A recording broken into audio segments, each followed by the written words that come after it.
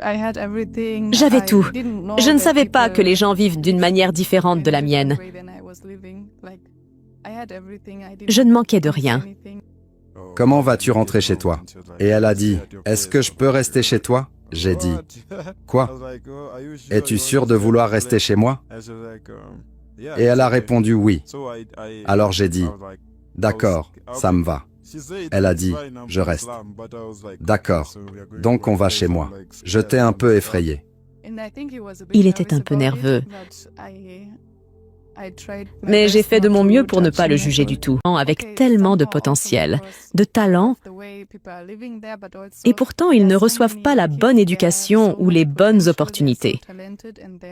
J'ai tellement eu de peine pour ces enfants car ils n'ont pas choisi où grandir. Et ce n'est pas juste.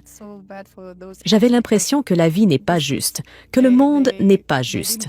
C'était la chose la plus difficile, voir ces enfants, même s'ils sont super intelligents et talentueux, ne pas avoir les bonnes opportunités simplement à cause de là où ils ont grandi ou des circonstances dans lesquelles ils se trouvent.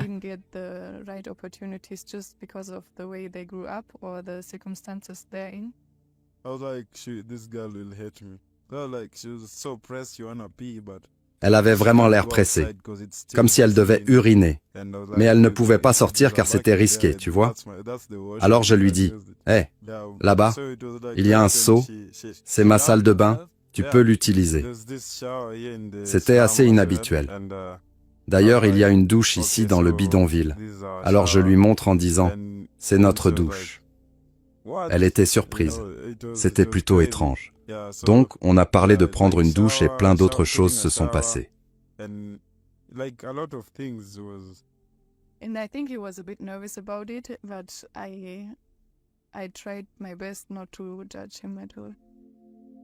Aujourd'hui marque un chapitre significatif dans leur voyage. Nous parcourons des kilomètres à pied à travers le bidonville pour rencontrer les parents de Vin. C'est un monde loin des rues d'Allemagne et d'Italie que connaissait Lenny. Pas d'hôtel, pas de parc entretenu. Leurs rendez-vous sont bien différents de ceux du monde occidental, pas de restaurants chics ni de parcs pittoresques, seulement les rues animées de Kibera et la cuisine de rue locale. C'est la réalité brute et non filtrée de la vie ici. Allons-y, plongeons dans les ruelles des bidonvilles, attirant des regards curieux. Lenny savoure chaque instant, embrassant sa nouvelle vie.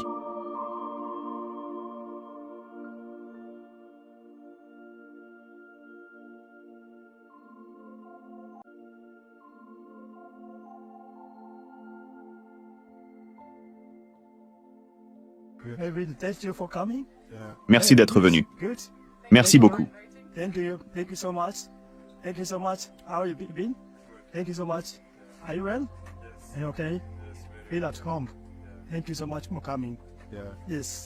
Je voulais te dire quelque chose. C'est ma copine, Lenny, elle vient d'Allemagne. Comment ça va?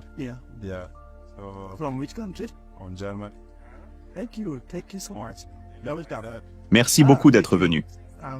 Je suis vraiment content. J'apprécie vraiment. Puis-je vous bénir?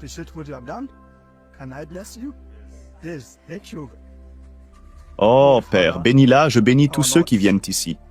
J'espère qu'ils reviendront, qu'ils viendront me voir et qu'ils seront avec moi. Merci beaucoup d'être venu. Que Dieu vous bénisse énormément.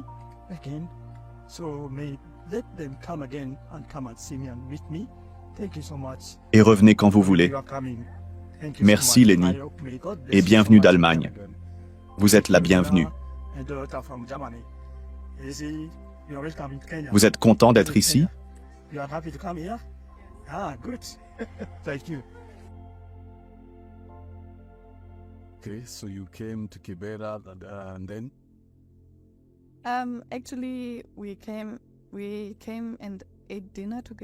En fait, nous sommes allés dîner ensemble dans un endroit local. Puis je suis allée chez lui et j'ai passé la nuit là-bas.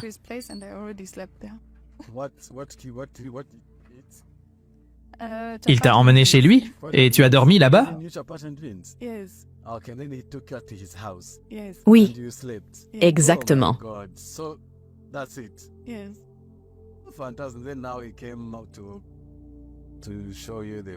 Il t'a présenté à ses parents? Quelques semaines plus tard, il m'a présenté à son père. On a pris le thé ensemble, on a discuté. Son père était content. Et à propos de ta famille en Allemagne?